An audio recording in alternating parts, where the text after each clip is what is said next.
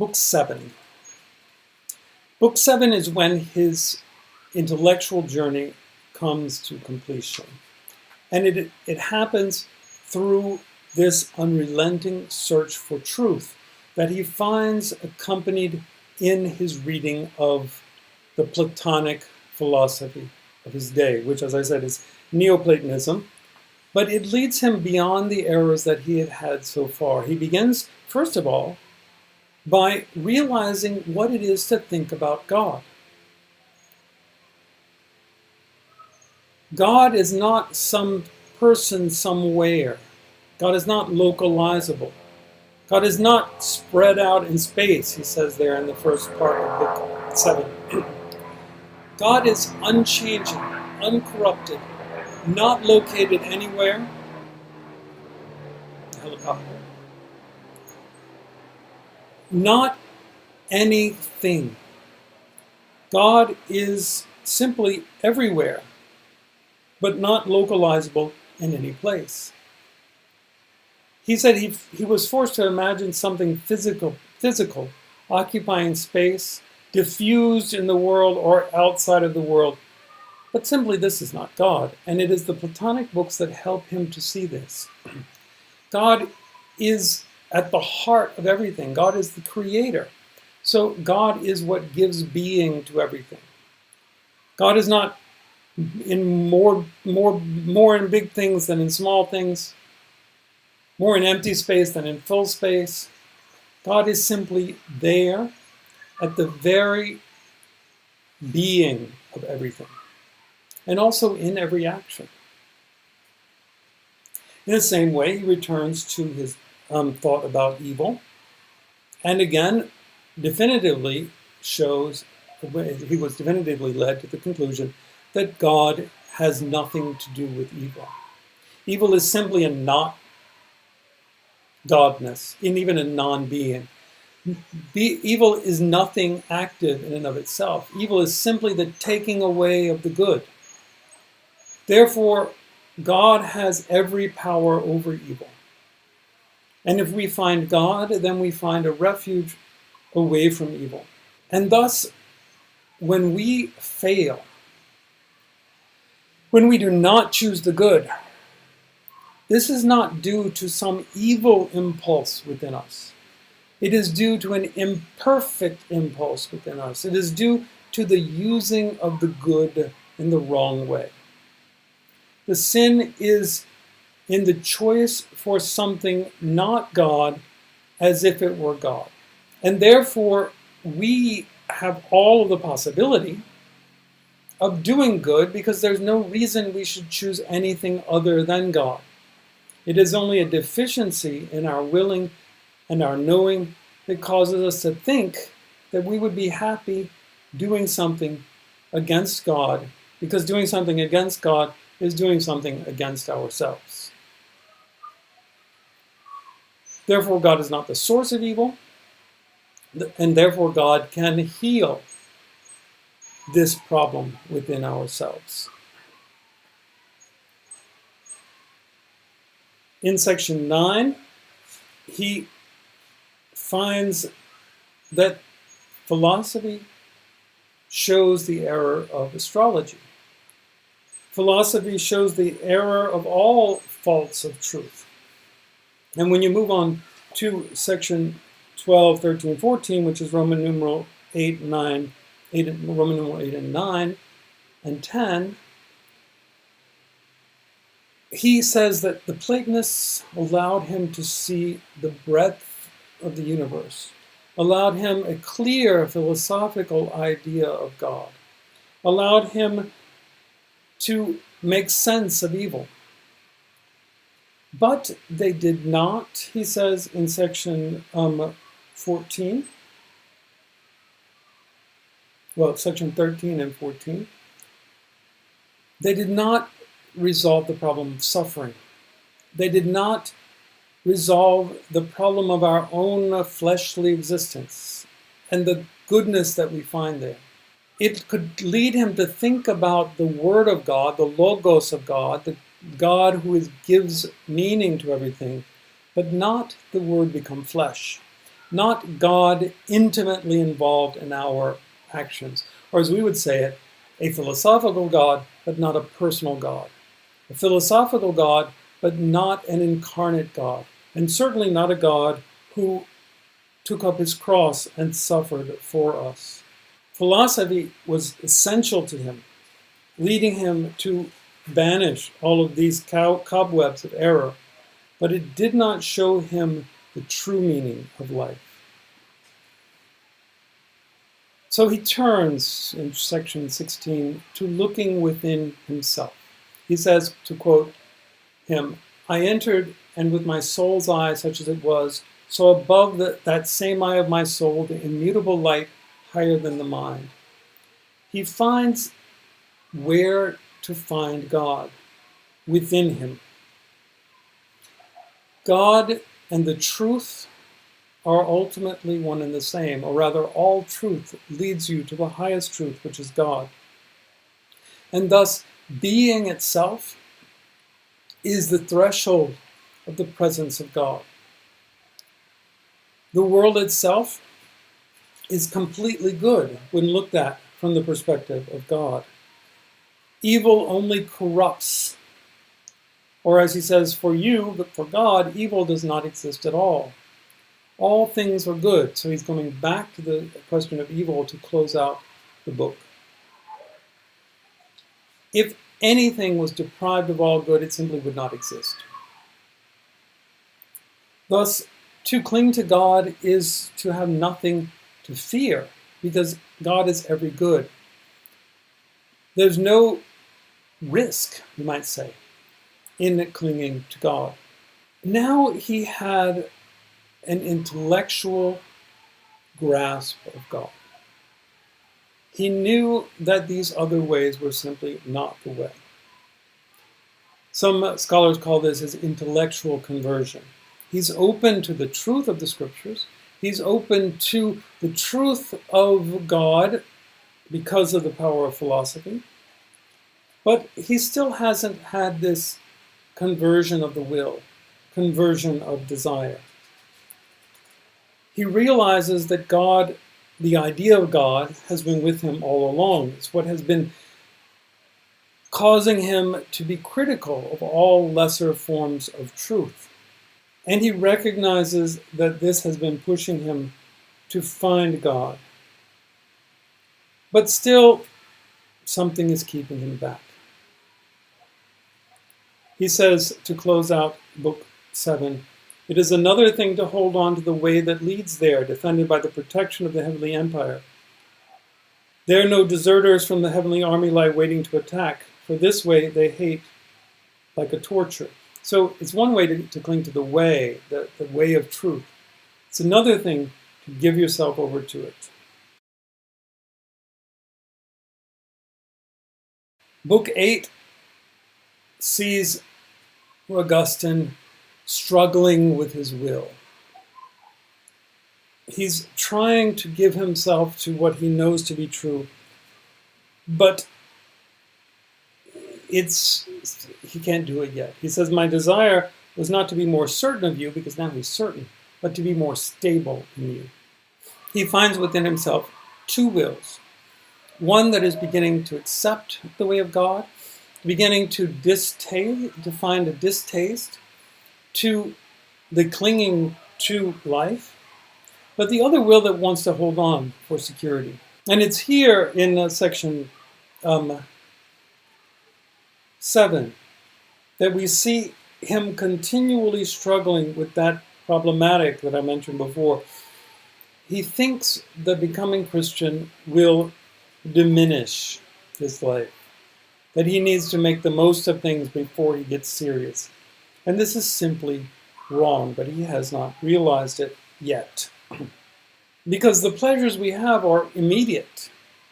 The pleasures of God are less concrete. And so it's hard to see that that's what we really want. And he experiences this as a slavery. He's not free. He's still in this mode of worry, of anxiety, of trying to be hold on to what is good in life, when he can't do is what he can't do is accept that everything that is good in life is found when you don't cling to life, and only there. We find him in a garden in Milan, where he is completely torn by all of this. He says, in the agony of death, I was coming to life. I was struggling with myself. He still couldn't bring himself to desire the Christian life and thus desire God. One necessary condition, he says, I'm quoting from section 19, Roman numeral 8. The one necessary condition, which meant not only going, but at once arriving there, was to have the will to go, provided only that the will was strong and unqualified. Not the turning and twisting first this way and that of a will half wounded, struggling with one part rising up and the other part falling down. He wanted to be able to make the commitment, but at the same time he didn't want to. At the same time he felt that he would be giving something up. Why is he weak? Because he is sick. His mind is absorbed in this falsity still. He's neither wholly willing or unwilling. He doesn't want to give up his hold on life. As he's here struggling and struggling, going on for several sections about this, in section 29, he says, as I was saying this and weeping in the bitter agony of my heart, suddenly I heard a voice from a nearby house chanting as if it might be a boy or a girl, I do not know which, saying and repeating over and over again, pick up and read. Pick up and read. So some kids are in the next garden singing, pick up and read, something like that. And Augustine hears this as the voice of God. At once, he says, my countenance changed, and I began to think intently whether this might be sort of a children's game, but instead he decides to take it seriously. He had with him a book of the letters of Paul, and he opens it up. It happens to open to Romans chapter 13, verse 13, and he reads there, not in riots and in drunken parties, not in eroticism and indecencies, not in strife and rivalry, but put on the Lord Jesus Christ and make no provision for the flesh of lusts. Suddenly, he not realizes with the intellect, but realizes in his heart that all of these things lead to nothing. All of the drunken parties, rivalries, riots, eroticism, everything about the world lead to nothing. So he decides to entrust himself to God. And the grace of God floods into his heart. And from that moment, he embraces wholeheartedly the Christian faith.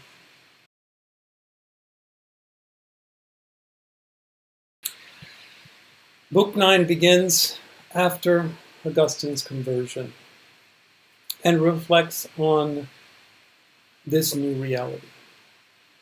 What he has gained by giving himself over to God is nothing less than freedom.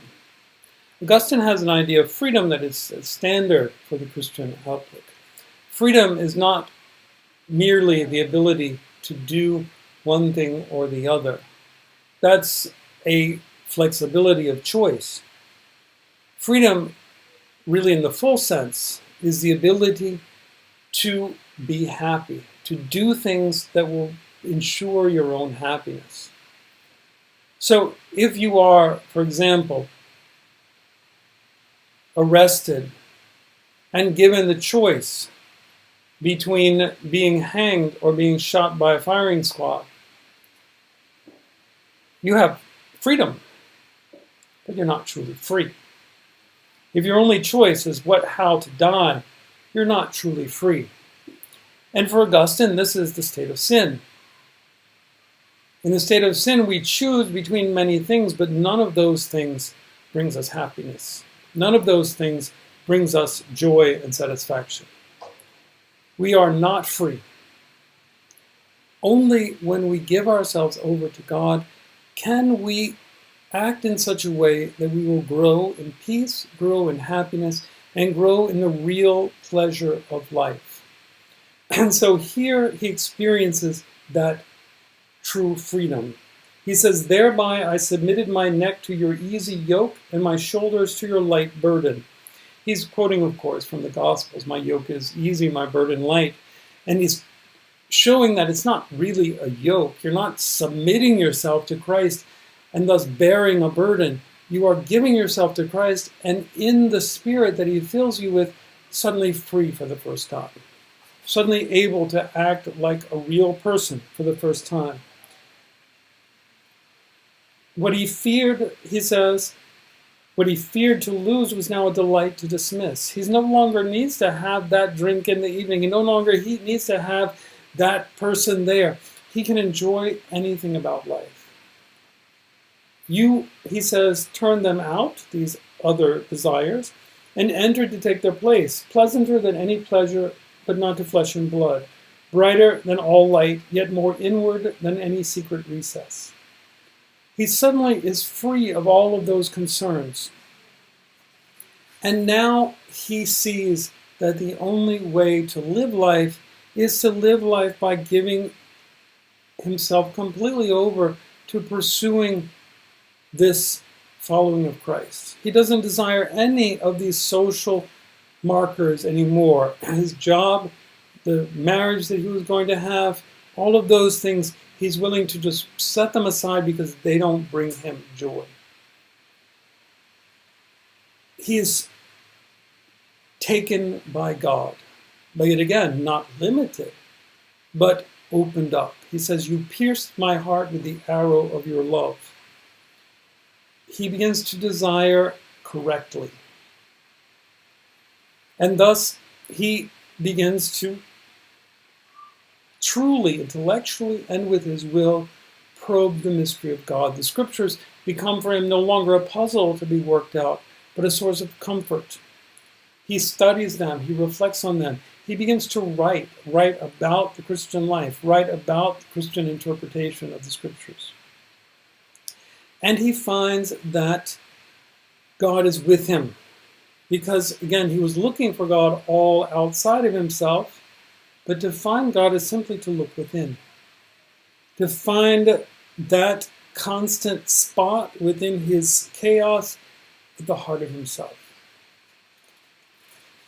And thus, he is called to baptism. Baptism is this enacting of this internal gift of himself to God that he had done in that garden.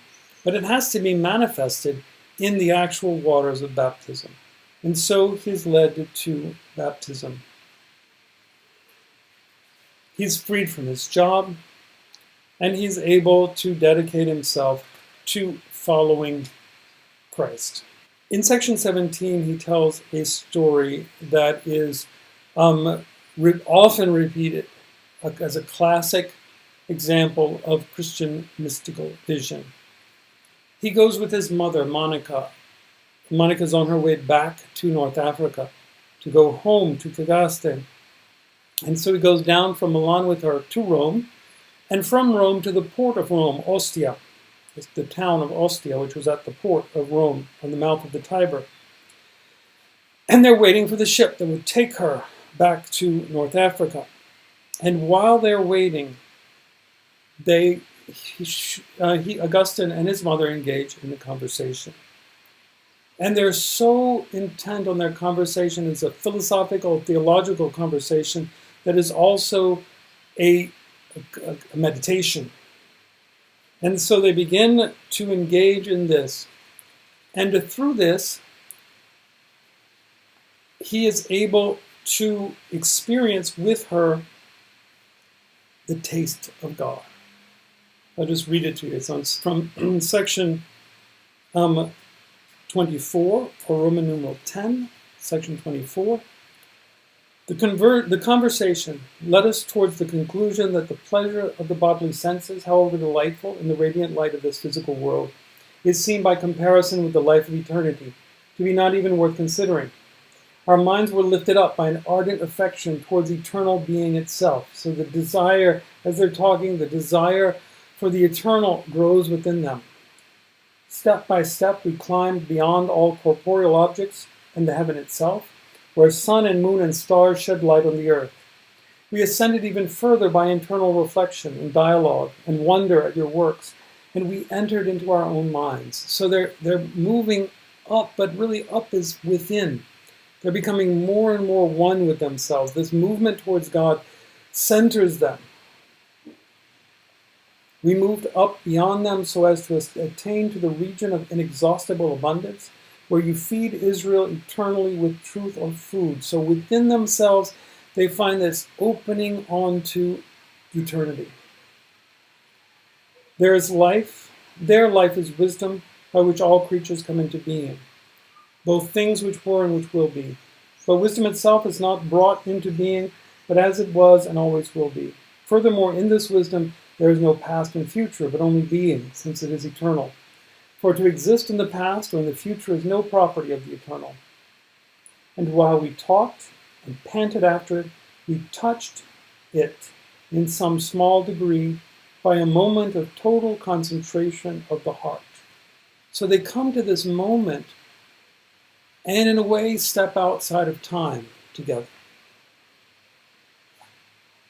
And we sighed and left behind us the first fruits of the Spirit bound to that higher world as we return to the noise of our human speech, where a sentence has both a beginning and an ending. But what is to be compared with your word, Lord, of our lives? It dwells in you without growing old and gives renewal to all things. They had this experience of the eternity of God and of the still point at the heart of the universe. He says in the next section, this is how it was when at that moment we extended our reach and in a flash of mental energy attained the eternal wisdom which abides beyond all things. If only it could last, and other visions of a vastly inferior kind could be withdrawn. This moment with his mother is the most mystical moment that Augustine describes of his life, both in this text and in any of his other texts. And it is particularly poignant to him because his mother died very shortly thereafter. She never made it back to North Africa. She died there in Ostia. She was buried there in Ostia. And Augustine says he will take her to her hometown, and she says it doesn't matter. I am going to be with Christ. She says, let no anxiety about that disturb you. I have only one request to make of you, that you remember me at the altar of the Lord, wherever you may be. In other words, this confidence that the celebration of the Eucharistic liturgy brings together the whole church, the dead and the living, and that we pray for the dead as we celebrate together. And so Augustine grieves for his mother and leaves her with the hope of the resurrection, leaves her body there at Ostia with the hope of the resurrection. He's not destroyed by grief this time because he knows that God is with him. And he knows that she is okay. Incidentally, her body was in Ostia for a long time, just over 1,000 years, and then was taken during the Renaissance to Rome, and now is in the Church of St. Augustine in Rome, where she is in one of the side chapels beneath the altar there. And so he ends Book 9 with this reflection on the death of his mother and the hope of resurrection. Now, we're not going to read in detail books 10, 11, 12, and 13, because they are now no longer about his life, but more about a philosophical reflection based on his account of his life. You certainly may read it. It's always good to read more Augustine, and it is a very interesting account of things. But I just want to point out a few things from Book 10 as he kind of sums up his journey to conversion. He says that his journey was a journey of self-knowledge. Not only is his offering of himself in the Confessions an exercise in self-knowledge, but what he came to do during this time was to find himself. In finding God, he finds himself. And in telling about himself to God, he's knowing himself even better. He says, starting book 10, may I know you who know me. May I know as I am known. We try to hide from God, but that, of course, is impossible. Even when we continue to sin, we think we are away from God. But we have to always realize that that is impossible. We should approach God in our nakedness, not hide ourselves from his presence, but rather run to him and offer to him our imperfections so that he can heal them. To have a relationship with God is to recognize that you will continue to sin, but that God's forgiveness will always heal us. And so the important thing about the life of faith, he says, is to continue to rest in this interior presence of God. As long, he says in section 7 or section 5 with the Roman numerals, as long as I am a traveler absent from you, I am more present to myself than to you. I'm present to myself, but not really. It's a kind of false thing. If I confess myself, then I find God. What we learn in the Christian life is a conscious certainty of the presence of God. And this changes the way we live, he says in section 8, or Roman numeral 6 section. He says, what is it to love God? God is not tangible. God is not in a place. So when we love God, we're not loving like we used to think we loved. What is it? He says, what do I love when I love my God? He said, there's not a thing. There's not physical beauty. There's not an odor. There's not anything. Yet, there is a light that I love, and a food, and a kind of embrace when I love my God. A light, voice, odor, food, embrace of my inner man, where my soul is floodlit by light which space cannot contain, where there is sound that time cannot seize, where there is a perfume which no breeze disperses, where there is a taste for food no amount of eating can lessen, and where there is a bond of union that no satiety can part. When you find God as the focus of your desire, suddenly God is present through all of the physical things that we have around us.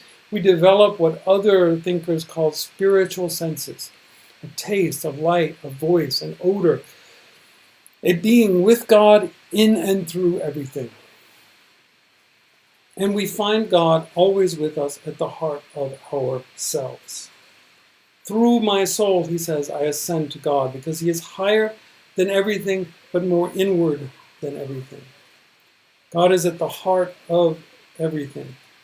We find him in our memory by looking back upon our life, which he's just done, and we find him in our knowing. In section 38, after a long discussion of memory, forgetfulness, and time, he sums this all up in a passage that is often quoted from Augustine. That is in section 38 or section 27, if you follow the other enumeration. He says, oops, lost it. Late have I loved you, beauty so old and so new. Late have I loved you. And see, you were within, and I was in the external world and sought you there. And in my unlovely state, I plunged into those lovely creatures, those lovely created things which you made. You were with me, and I was not with you. This is the problem of the state of sin, of the life of sin. We look for God in all the places of the world. But since God is not there, God is within everything, we are blind to him. And so we don't know how to love him. And so we don't know how to desire. When we find him, we realize just how silly and pointless we have been in our search. Because he is within. And we find the beauty of the world only if we find God. So what can we take away from this journey of Augustine? Well, we can take away some essential things about his understanding of the faith. First of all, that even though we are born into a life of sin, even though that we live our life continually pushing away from God, God is still with us at every moment in two ways. One, within us, sustaining us, but also in the events, working through the events, showing us the pathway to him. Augustine's got a strong vision of God's providence, that everything that happens to us has the opportunity to lead us to God. Not that God wishes to impose evil on us. Evil, remember, is the result of our own destructive actions or those of others.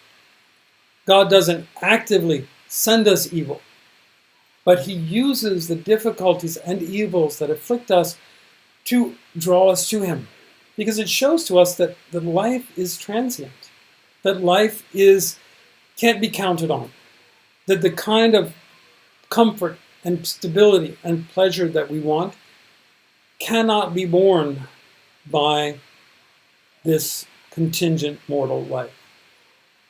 Rather, the eternity of the goodness of the world is found in God. And so it pushes us beyond these temporary things to their ground in God. Secondly, it shows us that none of our projects will lead us to God. Every way we have of relating to the world always latches on to something in the world, whether it be physical things, so that we seek physical pleasure, or even more seductively intellectual things, so that we seek purpose in life from ideas, from concrete perspectives on things, and make them our God. Or people, relationships, that we make them our substitute for God. So all of our projects lead us nowhere. Therefore, what we need is God's action, which is already acting on us. God is acting on us in providence, in the events of our life, but also in this interior restlessness, calling to us. There's the movement of God. This movement of God is a call of God. So it's a free call of God. It's what we call grace. We'll be talking more about grace in the next unit. But we already see in Augustine's Confessions a full developed idea that we don't do any movement to God until God acts first. God calls us, God makes us restless, and God shows us the beauty of the world, but also the transience of the world. And so God leads us to him. We find God only by God's action first. And thus the path of morality, is really to give yourself over to God, not to achieve certain things. Along with this, there is in the Confessions a proper perspective on Christian moral life. Christian moral life is about acting in harmony with God, where you desire God and God alone. It's not about fulfilling objectives. We see in Augustine what we see in all of the major Christian thinkers. Our relationship with God is in no way an economic one. We don't do things and then get rewards from God. God doesn't demand of us anything. There's no conditions on God's presence to us. God is simply always loving us, always forgiving us. The Christian moral life consists in taking advantage of that. And what does that mean? That means allowing our desire to find God and allowing our actions to work through the proper desires. Thus, the Christian moral life is really a program of happiness, not a program of earning points, you might say. Another thing we can take away from this journey with Augustine is indeed the goodness of the world. The path to God opens up possibilities for us. It doesn't close things off. If we want to get the most out of life, we should find God as soon as possible. The more that we live in harmony with God, in harmony with the divine law, the more enriching our life will be, and the more our potential will be realized.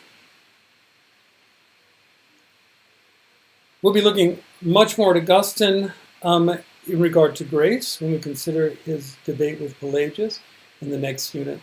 But for this, what I want you to take away from Augustine's Confessions is the journey, the drama of the journey, the tangibility of the journey, the very realness of his year by year, day by day seeking God. We'll also see this in a very different mode in the medieval life of St. Francis of Assisi. Thank you.